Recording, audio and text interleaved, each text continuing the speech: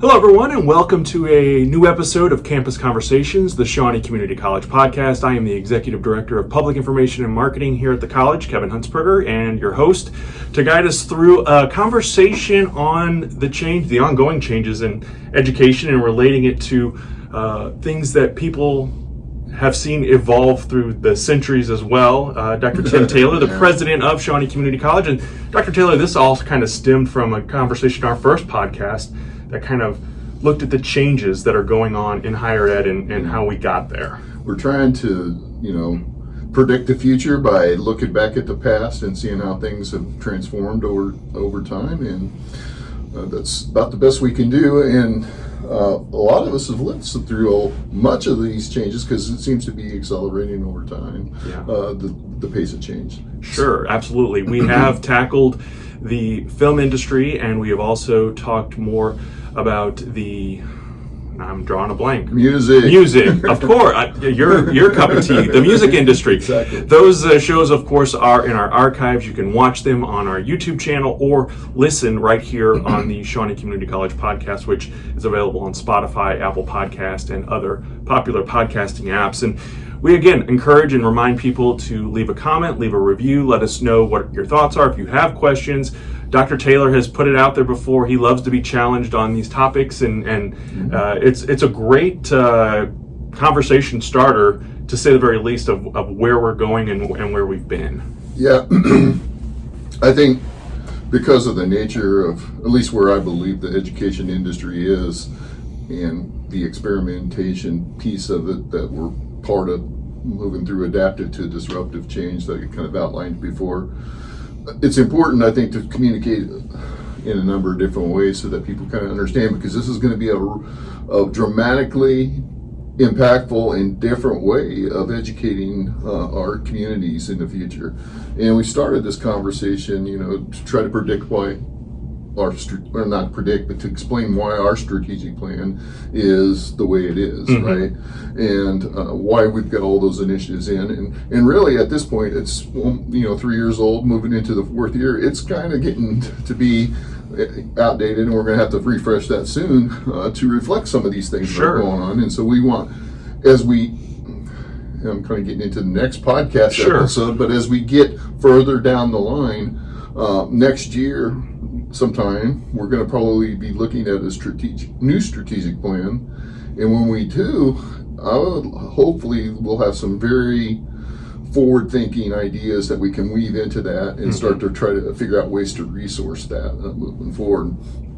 But I think because this changes is coming, at least the ones that I believe are going to happen, and y'all hired me to be president, so that's my opinion matters, I think, in this situation. Sure. I'm not trying to be arrogant or anything like that, but we're trying to understand, I think, the how, the why, and the extent of how higher education is going to change in the future. We're trying to learn ways that other organizations have been impacted by things like technology, like the demographic shifts, like the economic shifts. I think those are part of it. Also the time frame, mm-hmm. Because higher education, the music business, we're going to learn about the newspaper business here in a minute. Those shifted over, slowly for a while, but then at the end, this pace of change accelerated completely. Yeah. And we're following similar patterns in the higher ed industry. And then I think discovering the consequences of not changing. Yeah. I think that's important, right? It's very important. Absolutely. And so we've set up this series so we could look at those 3 organizations. Mm-hmm. If you think about music industry, that's kind of akin to sound, right? Mm-hmm. Mm-hmm. If you think about the film industry, that's picture. Mm-hmm. And now then we're going to talk about print in the news industry. So those 3 things, music, sound, and print, are fundamental to the knowledge economy. And so that's why we looked at those 3 industries. And those 3 industries also have the same demographic, same technological, and the same economic impacts that we're facing. So I think it makes for a good comparison, mm-hmm. at least to kind of help us predict how higher ed might shift in the future. Sure, absolutely.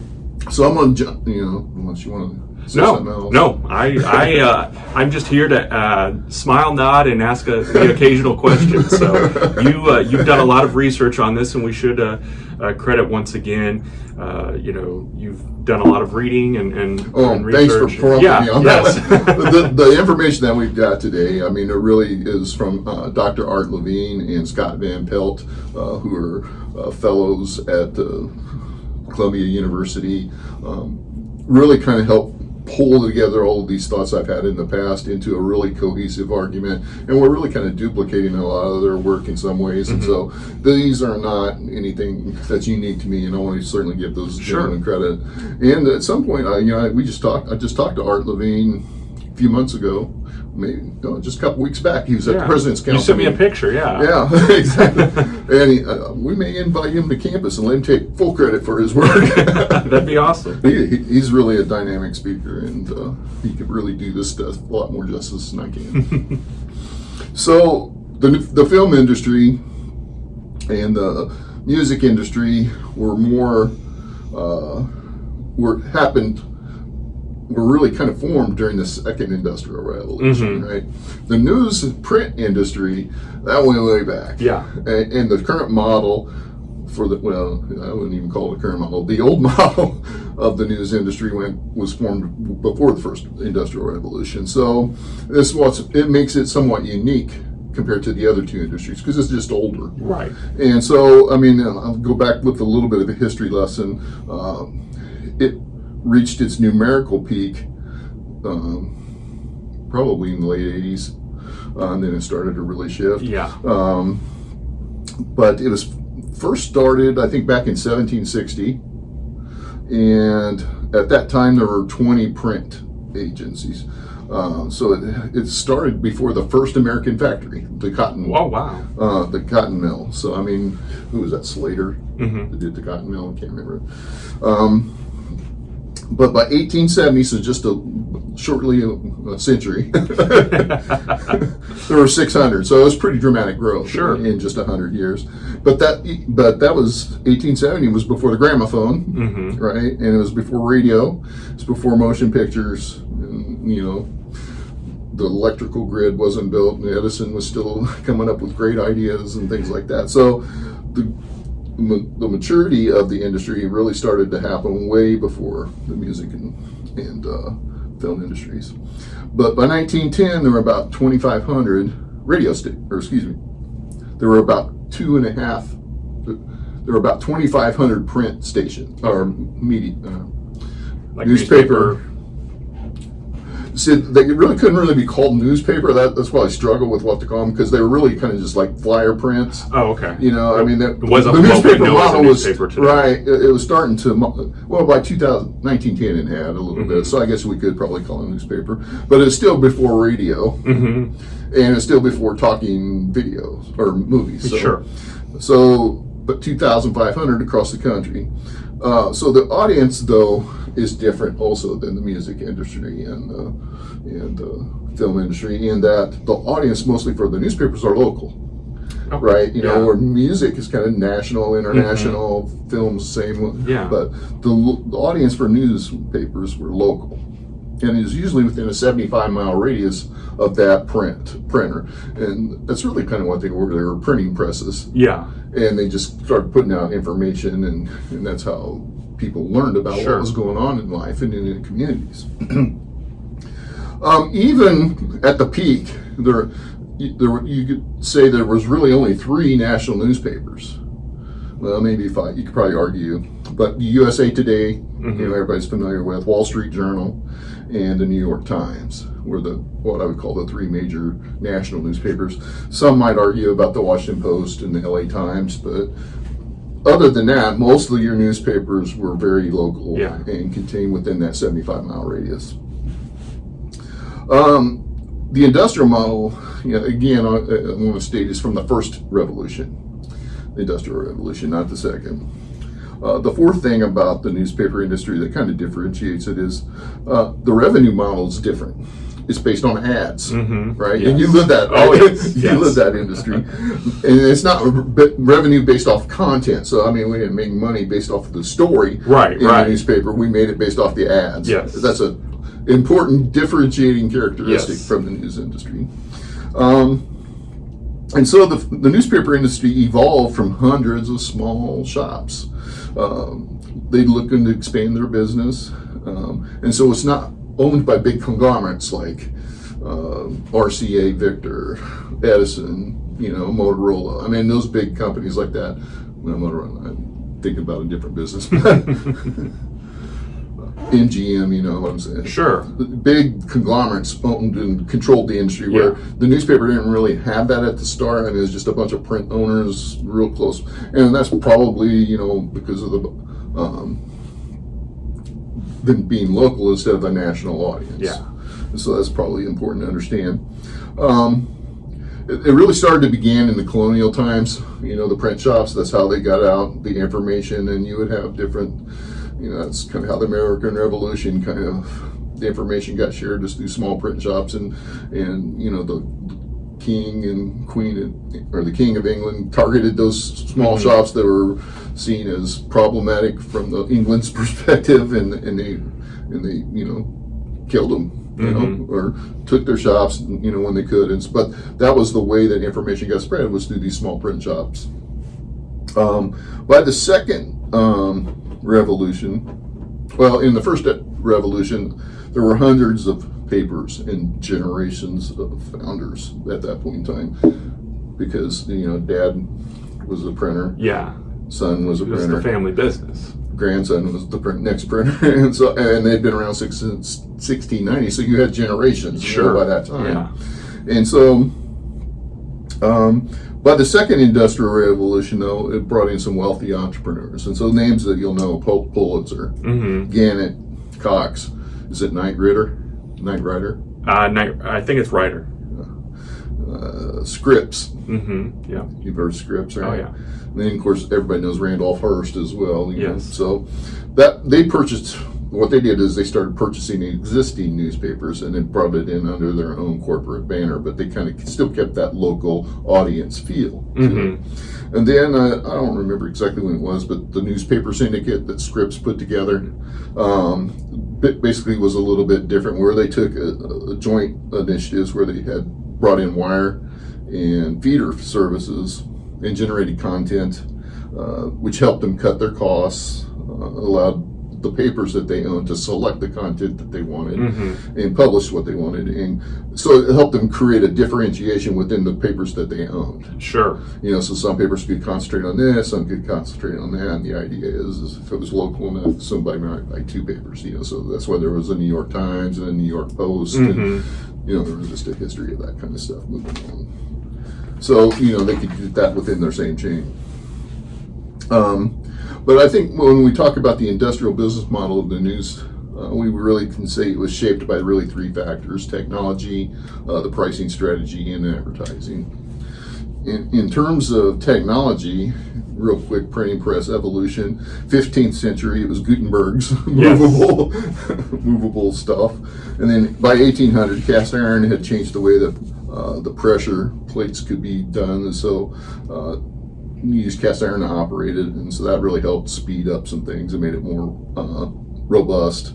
1815, steam allowed for about 1,000 pages per hour. That was pretty cool. Yeah. I didn't realize it was that much, but that really kind of explains how the newspapers started to proliferate throughout the community. Once you can start printing that speed, it's pretty cool. But steam was that. I can remember being a kid, and one year for Christmas or birthday, I got basically a printed, and it was little rubber stamps, and you put them on this thing, and then you would roll it on the ink and then press it down. And then, obviously it took forever because you're using little rubber stamps, and I couldn't imagine, back in that time period of kind of trying to do that and produce all these papers or flyers or whatever, even just doing a simple page would be painstakingly long, I would imagine, until the technology again catches up and advances what they're trying to do with their missions. Yeah, so that was what, 18 early 1800s when the steam really became part of it. Yeah. 1,000 pages an hour. Yeah. That's impressive. I mean, when I first read that, I was like, wow. That really explains how the newspaper industry. I mean, that was one of the things that really coalesced. And now you don't have to print one page; you can print multiple pages. So you'd start seeing newspapers at that time be 3, 4, 5 pages, right? So because they could do so much so quickly. And then mid 1800s, rotary press came out, and the rotary press allowed for about 1 million copies a day. Okay. Wow. And it used wood chips rather than rags. They used to use rags for the paper. Yeah. And now they're using wood chips. And so it slashed the cost of printing. So now you could do more volume, less cost. That sounds like a good business model. Good business model, yes. And then by 1880, Linotype allowed for setting whole lines of type instead of just one. Kind of like a typewriter. Oh, yeah. It was a whole line. You can set a whole line of type, allowing the paper to exceed 8 pages at that point. Okay. So up until that point, it was limited. Yeah. Mainly because of just the time it took. But by doing this, of course, the circulation went up because you could do more, add more information, more content, interested more people, and so on. So the technology obviously really did shape how the newspaper industry evolved, especially in the first. These were still weeklies at this point, right? They weren't, or were they? They weren't doing this daily, or were they? Yeah, they were. Were they? Some were. It really depended on the actual printer. Some would do daily, but it'd be smaller. Yeah. But over time, think about the volume, though. Yeah. If a printer could do 1,000 pages a day, what's your circulation? Sure. And how often can you do that? And how many pages is it? So, but there were some that would do dailies. And then that daily grew into 2 or 3 times a day. Yeah. At one point.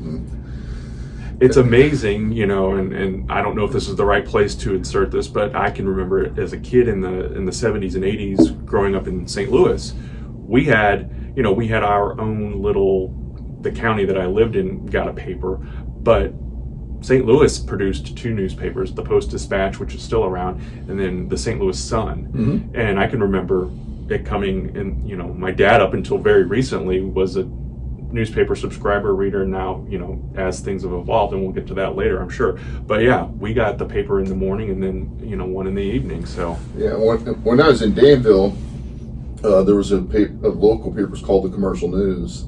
And of course, the USA Today came out in the 80s or 90s, but often we would get both. And the Commercial News, when I was little, came out a morning edition and an afternoon edition. And I just talked to the president at Danville at our president's council meeting a week or so ago and asked him how the Commercial News was doing 3 times a week now. Oh, wow. So wow. It's changed a lot. Yeah. But yeah, there was a heyday for newspapers for sure.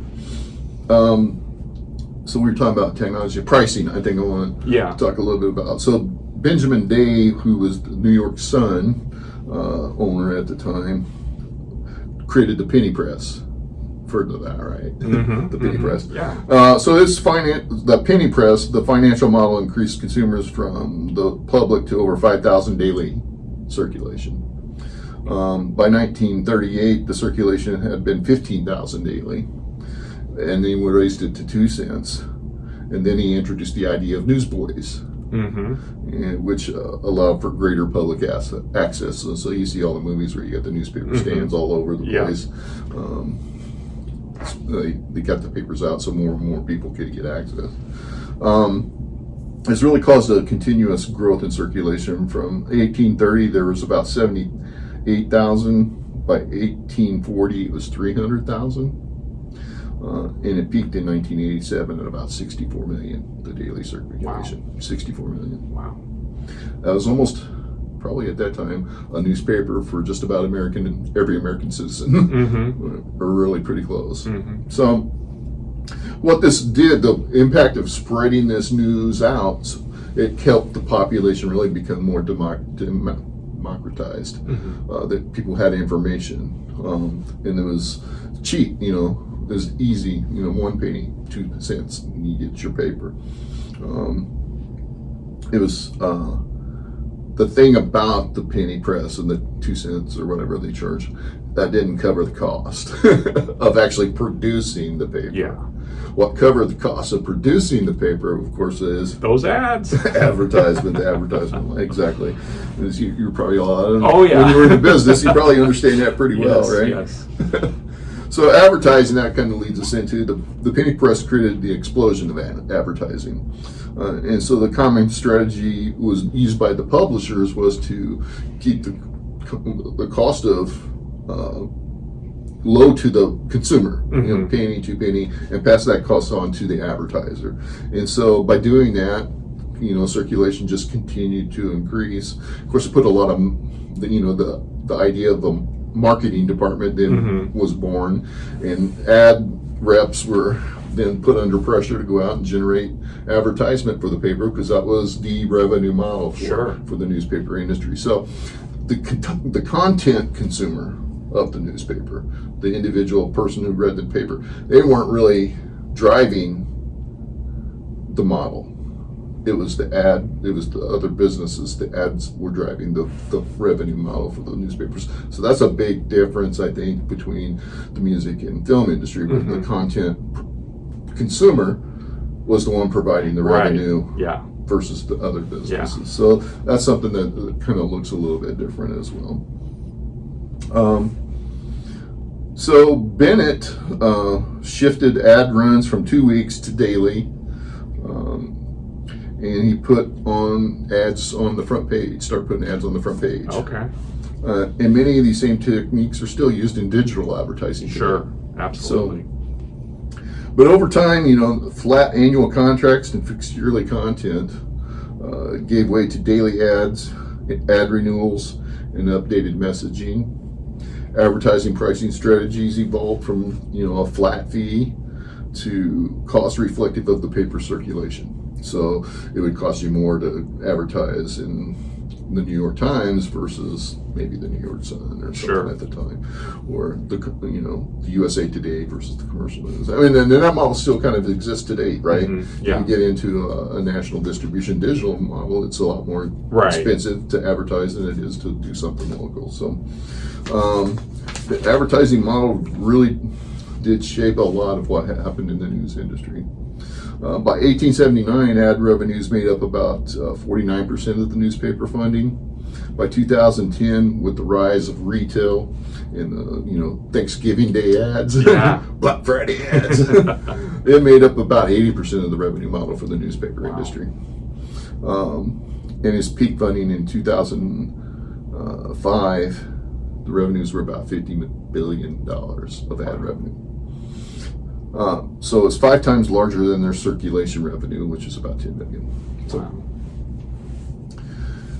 So the industrial model of the newspaper was rooted in high consumer volume. Lots of newspapers are given away, basically. Low product prices, penny. I think I remember the commercial news selling for a nickel, and then they raised it to a dime, and there's an uprising. And there were third-party funding based off of the consumer, right? So that's kind of the model. But like the music and film industries, radio and TV pose serious challenges for the newspapers. But it had more serious consequences. So initially, the news industry purchased a bunch of radio stations, right? And thinking of them as brand extension and maybe a potential revenue source. By 1934, newspapers had owned about 194 of the nation's 690 stations, radio stations. And they did the same thing with TV. They purchased a bunch of TV stations. And by 1953, newspapers owned 88 of the 138 TV stations. So they own 64% roughly of the TV stations and about 30% of the radio stations. But what happened to the music industry and the film industry? Government got involved. The FCC got in. Yeah. And at that time, they put in some restrictions based off of size, type, number of media outlets in the market. And these actions that the FCC took were dramatically different impact on the news industry than it was for the film and music industry, because the radio industry. They needed content from the music industry. Sure. And so there was still that symbiotic relationship. And the TV audience needed the film industry, and so there's still a symbiotic relationship. But in contrast, there was no need for the radio and TV to work with the news industry. They could just do it themselves. Right. And they could just do the ads themselves, which is what you see. And that was the model you lived in the TV industry, right? Absolutely. So with that impact, it really started spelling the end. It was the first kind of shot at the news industry that started the decline. Although you'll see revenues kind of jump up and distribution jump up for a little while after the 50s and peak probably in the 80s, I believe. That was really kind of the first step. And so this is, the newspapers in some ways didn't see a lot of this coming, and they kept trying to do business as usual. Right. And so there was a Roper poll in '75 that said 65% of the Americans received their news from TV, and 47% of Americans started receiving their news from radio. So if you're a newspaper owner, if you're William Randolph Hearst, you've got to be worried about stuff like that, right? 100%. So the first casualty of the news industry was the afternoon editions. That was the first. And you started seeing those just kind of like a domino effect throughout the news industry. I think what I want, just kind of fast forward a little bit to the digital disruption that's kind of happened, because that really became the catalyst for really the decline of the traditional print industry. During the 70s, the population grew by about 11% and households by 22%, but the newspaper industry was flat. And so that was one of the kind of demographic shifts that the newspaper industry started looking at. And they tried to create a new medium content. I don't know if you remember this. I don't even hardly remember it, called teletext and video text. Do you remember that? Vaguely. The name sounds familiar, but to actually remember using it or seeing it in action. Well, it's because it wasn't very popular. Yeah. But essentially, essentially these top technologies use databases similar to encyclopedias to create an interactive experience and passing the control to the reader. So they attempted to do that. I guess they anticipated that the reader controlling the content would be good for them, which, obviously would have been, but it failed. And sometimes you can implement a technology before it's time. And I think that's probably the lesson they learned. But they didn't learn it that way. What they looked at that and they said, well, because of the failure of this and trying to pass this on to the reader, that model doesn't work and our model's good. And so they doubled down on their model, which was the death knell. Yeah. They tried to put out other news content, but users weren't interested. They liked the interactive, and this is the reason the video text and teletext thing failed. They liked the interactive features like email, but the technology was confusing. It was buggy. Yeah. Yeah. The newspaper industry, again, viewed this as a failure and doubled down on their approach, like I said. Although the industry continued to experiment with proprietary online stuff over the course of the next 2 decades, early 90s and early 2000s, they were really risk adverse. That's what happened to them. They got kind of shell shocked and afraid to take some steps. And they got into the point where they were unable to protect or innovate within their core revenue structure. And then the internet took off in the mid-90s, right? Yeah. It started to take off. Between 2004 and 2018, the bottom fell out. As we know, 20% of the newspapers closed. Circulation dropped from 53 million to 28 million, so nearly half. Wow. Advertising revenue dropped from 50 billion to 14 billion. So 70% of That's crushing. Yeah, that is, exactly. And newsroom staff dropped by 80%, from 74,000 to 39,000. So if you're in that industry, you probably felt pretty good to have a job at that point. Yeah. So much of the lost newspaper advertising revenue went to digital. Advertisers loved it because they could target specific demographics, right? We still do that today, right? And it reaches global audiences, pretty simply, at a fraction of the cost of actually printing an ad. And so individuals who would have normally put classified ads in a newspaper found it more effective and lower cost in digital outlets. You know, it's Craigslist, eBay. I mean, so it's getting hit from every end. Yeah. So over 5 billion, Craigslist generated over 5 billion from 2000 to 2007. Wow. So as you think about the print industry, I think 6 developments stand out that really kind of help crush it. One of it is the internet, right? It's the first stage of the digital revolution, not only for music and film industry, but also for the print industry. It provided a high-speed way of sending and receiving content. So, second thing is there's a proliferation of digital mobile devices, which is also the second stage of the digital revolution. It provided a way for us to receive news across multiple platforms, so tablet, phone, computer, and it's tailored to the consumer, right? Yeah. Whatever you like, you get more of. Right. Because behind those mobile devices is a whole litany of bots. Yes. And AI. And they look at how fast you scroll through a story, and the longer it takes for you to scroll through that story, they're going to feed you content that's similar because they want to pop that ad up. It's still an ad-driven business. And so the mobile devices have changed that.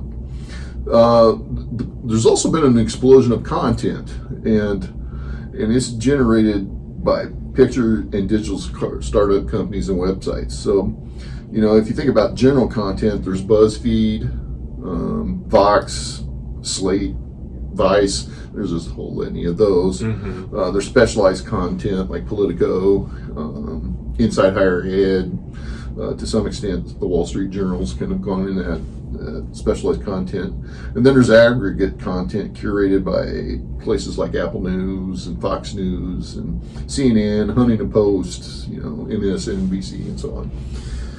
So, I mean, different providers specializing in different ways, trying to maximize their ad revenue, just like the old model, but from a digital perspective. The other thing that I think's had a really dramatic impact on the print industry is social media. Sure. Social media, Facebook, Twitter, YouTube, Instagram, TikTok, all of those, they've provided a new distribution channel. You know, now it goes to a global audience, and there's over 4 billion, maybe closer to 5 billion users these days for digital outlets. And the thing about that is now, in a sense, everybody's a content provider. Yes. When you put a picture out or a post out, people look at that and can react to that and interact with that. And a lot of people look at stuff that they see in social media and think it's news. Right. And that's, I was going to bring that up too, because on April Fool's Day, you know, I take everything I see on social media with a grain of salt, but April Fool's Day was obviously even worse. I don't know if you saw any of this, but there's a Facebook page in a community in Southern Illinois. It's not in our district, but it poses itself as that city's name, and then they put the word news behind it. And then they said that Buc-ee's was coming to that community off of the interstate. And there were countless people in my feed that were sharing it. And I mean, if you click on the original source and read the little bio, it says satire site. So people see these things and accept it as news because it has news in the big bold, but then when you click on the fine print, it says, it clearly states it's a satire site. But I see people, and now with AI, it's gotten even worse, because now I've noticed a lot more of the AI created images now put in the corner. Again, it's that fine print though, AI generated. You know, so they may say there's a new Pepsi flavor coming out, and then you read in the corner because people are like, oh, I can't wait to try this. Then you read it and it says AI generated, this is not real content. So consumer or buyer beware, I think, in a lot of these cases. And the AI, it's programmed in a way so it'll retweet. I mean, it looks at your preferences and your reactions and things that you do, and then it retweets stuff and it'll repost stuff right back to you. I mean, and it can do it so fast. And so sometimes you get stuff that's posted and it wasn't necessarily from an individual, it's from a bot that's kind of looking at your preferences and reposting it to you. So, there's other forms of communication, blogs, and of course what we're doing here today, podcasts. Absolutely. And then of course the tweets, and that's emerged. Video reporting is beyond TV, is surged. So it's really changed the way Americans, particularly young people, choose their news and look at their news. They don't care about traditional news outlets, by the way. They don't care about the Washington Post, New York Times, Wall Street Journal. They don't probably read them at all, and that's what the circulation numbers for those tell us is 30. The demographic is an older audience. They view news feeds as well as posts by family, friends, and other organizations on Facebook, Twitter, and other social medias as legitimate. Yeah. That's the scary part for someone like me, who's an older dog, I guess. People don't know what's true, no longer have the ability to determine truth from fiction. Yeah. And so there can be no doubt, though, I think that the industrial age of the newspaper business is over. I could sit and complain about social media all day, but we're not about doing that here today. So I think at this point, the future of the news industry is pretty speculative, but three initiatives I think might provide some insight. If you think about 2012, Aaron Kushner bought the Orange County Register. He doubled down on the legacy idea and had print, for the print and ads. It failed by 2014, so that's pretty clear cut. No matter how this print deal's not going to work. At least for now. Yeah. By 2013, John Henry purchased the Boston Globe, and his strategy was to increase the quality and by eliminating unpopular sections. I don't remember what those unpopular sections were, probably. I don't know. I didn't subscribe much to the Boston Globe, but he added new content, doubled the number of investigative reporters, raised the subscription price. He got away from the penny press model, and he changed it for online content as well. Under the theory that people would pay more for quality content. And from 2019 through 2022, I guess, the Globe posted a profit. I don't know where they're at this year, but I think the idea of connecting the print and the digital is this thing, and trying to get a more quality content. So something that people can rely on. I think there may be a future for that model as the reputation for that grows, but we'll just have to see. Yeah. By 2013, another investor, somebody you might have heard of, called Jeff Bezos. Mr. Amazon. Yeah. He purchased the Washington Post. I didn't know. You know that?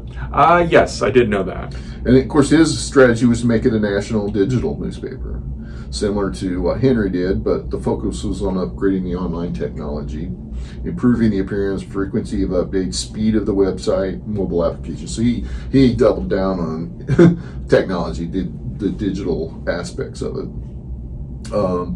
He diversified the digital content, a variety of distribution channels, making heavy use of social media to help. He's also employed the use of analytics. He's the one that puts the bots out there for us. Yes. To personalize service, target the audience, target advertising, and it maximizes the appeal for consumers. And by 2015, the Washington Post had made profit, and it continues to do so today. So, I mean, you see that on your phone feed probably every day. Yeah. Something from Washington Post generally, because all of us kind of say, oh, I want to hear about that. Yeah. And then we click on it, and then we're sucked in. We can't get out. It's quicksand. But clearly, these initiatives do provide some sort of, vision for what might happen in the print industry in the digital age. So, I guess in summary, as it relates to the print industry, what's changed? Again, it's the technology. The internet brought an explosion of new competitors for newspapers, including non-legacy people. Mm-hmm. Anybody can be a news provider. It had a gigantic mega sites and helped it, with Google and Facebook and other social media outlets. The analog and digital websites of traditional newspapers battle each other for the shrinking consumer market, and we see that. I mean, if you think about all the local papers that used to be around in our southern region, there's only just a couple survivors. Yeah. The Anna and the Paducah, and occasionally a Johnson County one, right? Yeah, Vienna Times, I believe is and I know some of them have recently even merged too. Yeah, so they're all in. I think they're. Who did the Paducah group? Did they buy something up in Marion? Paducah Sun has purchased, I believe, the Southern Illinoisan. Yeah, that was it. It. And so, even though the paper still exists, they're one owner. Right. The advertising model has changed, obviously, and it's turned away from newspapers for sure. You don't see a lot of classified ads in newspapers anymore. No. People can get better results from using, Craigslist websites, eBay, whatever. Yeah. I think eBay is probably older technology now. Yeah, Facebook Marketplace, I think, is really the meta. Yeah, yes, the meta. Most effective tactics available. And of course, the nature of news has changed, has become more personalized, right? Mm-hmm. The time between consumer and producer is blurred. Yes. Everyone who posts a photo on Facebook, YouTube, on Twitter becomes a reporter. Mm-hmm. I'm guilty of posting on Twitter, hey, Saints won ball game. Right. Yeah. That's probably 99% of my posts these days. But there's also a way to harvest data from the consumer by this, and so that really helps accelerate. It kind of creates a geometric acceleration of posts and so forth due to the AI that's all behind the social media stuff. And the authority of legacy newspapers is pretty much waned. Especially for young people. Mm-hmm. They don't care about New York Times right now. Unless they're playing Wordle. Maybe. My kids actually play Wordle, but that's one of the big things with I think part of that evolution is finding those niches or doing things differently. I can remember back in the day too, I loved Sunday mornings because we got colored comics, and we, it was, the dailies. It was in black and white, but I got to read my Garfield, and it was a happy day. So yeah, I did the same. Yeah, I did the same. So with the diminishing authority of legacy newspapers and AI bots that can gather and disseminate information instantaneously. The traditional model and control of the newspaper industry is completely wrecked. It's gone. Mm-hmm. And it's irrevocably broken, in my opinion, unless we have some sort of an event that creates where no electronics work. Right. And then we may see it go back, but that's stuff of the film industry more than it's probably a reality. So, as you reflect back, I think you can say that the newspaper has made at least three critical errors as they move forward. They forgot what business they were in. And this is the lesson I want us to learn as an education provider. Let's not forget the business we're in. The newspapers thought they were in the newspaper business, not the news business. Mm-hmm. And there's a difference, right? Oh, sure. They cared more about the paper than they cared about the content, and that was a death knell for them. They devalued, because of that. They devalued the digital content, right? Sure. They often gave it away for free. They overvalued analog content. At first newspapers gave away all their digital stuff. You buy the New York Times, you got the New York Times website for free. Right? Yeah. And so That was a big mistake. And they failed to acquire digital startup businesses because they just didn't think it worked. The teletext thing that didn't work in the 80s, 90s, it's not what the consumers want. They blew that big time.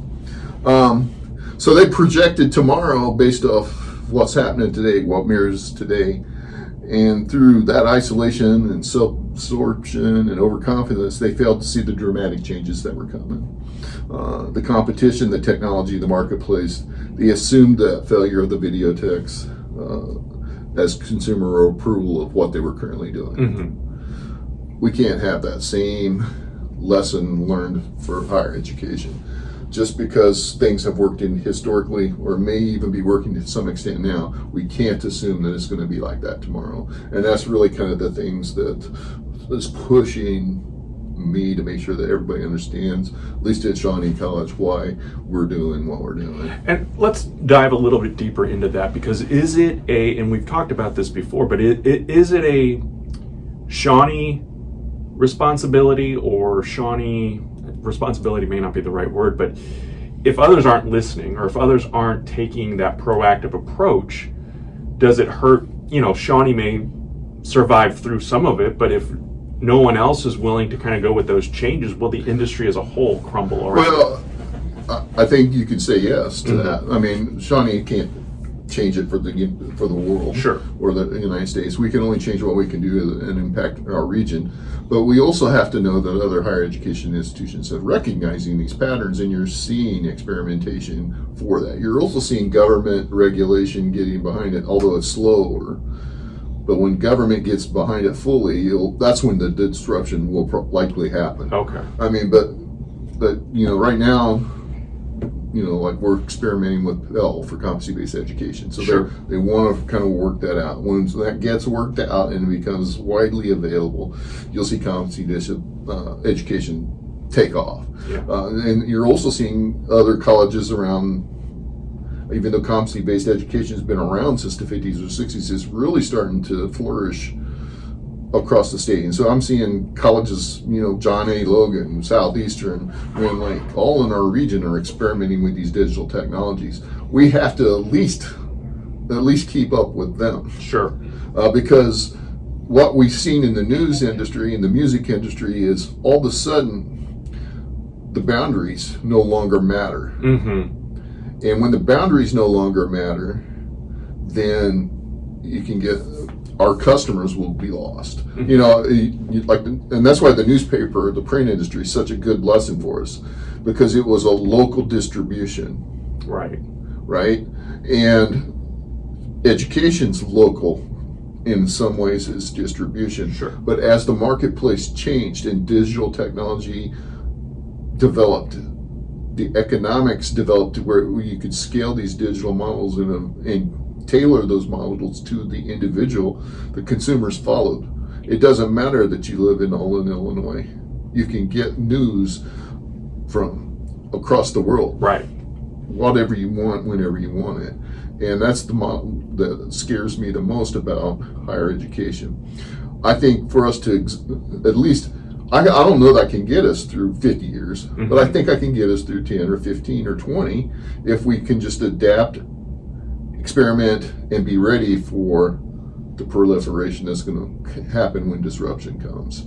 So theoretically, a kid sitting in Texas, or not even a kid, a person in Texas, could one day get a degree or get a certificate through Shawnee Community College without ever setting foot on this campus. In theory. Yeah. Probably what will happen is you'll see, if I were to predict, you'll see somewhat like mega providers. And Shawnee might be a supplier to that mega provider at some point. That's a really radical view. I mean, I don't know, but that's kind of what happened in the print industry. Sure. It's kind of what's happening now with the music industry as you're starting to see it reform. I think there's still lessons to be learned from studying these industries in the future as well. Yeah, absolutely. We just can't be myopic. I think that, and focus on a short term. We got to think about more than just the next semester. Yeah. We got to think ahead. We got to emphasize long-term solutions over quick fixes. Which is generally, the reaction when you get something comes across your desk. I got to solve this problem right now. Right. Well, we need to think more. How does that solution, or maybe the things that we're doing, how does that fit into the longer term vision of what we want to become for our community? We've got to figure out the biggest, and we'll do maybe another podcast real soon about Washington and where the federal legislation is going. But one of the things that's clear is we got to figure out a way to scale our education in a way where we can lower costs. That's one of the biggest criticisms of higher education right now, is that it's too costly. And when you look at the actual outcomes that are happening, I can see that as being a valid criticism. And it's why we worry about our tuition rates all the time. That's why we're looking at that strategic plan and coming up with a new revenue model for our tuition, because we have to be able to do this in a way that scales this down and makes it affordable for all of our families that live in the region. And so if we can be successful in that, I think we'll see some sustainability within our environment, at least for the next 10, 15 years. So that's kind of my thoughts on the print industry. Yeah. Good stuff. And moving forward, I think the next episode, what we ought to do is just take all the three of these industries, kind of like we just did here, and summarize them and talk about the important pieces to draw from. Yeah. And how those connect to our strategic plan. What do you think? I like it. And if we want you to weigh in as well, what do you want to hear? What questions do you have, or comments based on what Dr. Taylor has presented over the course of these podcasts? And we'll link these all together too. So if you missed the film discussion, the music discussion, you can go back and listen to those and kind of form an opinion, or form a counterpoint or an argument or an agreement. So maybe you get some provide me with a fresh vision that includes the way that we traditionally do business, because I'd be happy to do that. I love the whole idea of the romanticism as it relates to higher education. Don't forget to, if you haven't looked at, because the film, the music, and the print industry is kind of the look around, right? But if you want to look back and see how higher education is transformed, you might want to look at that episode, and then to look forward on the technology that potentially could impact how we work on a daily basis. Absolutely. As you look at the show notes for this episode, all of those links will be provided as well. Thank you for listening and or watching to Campus Conversations. We will talk again soon. Thank you all.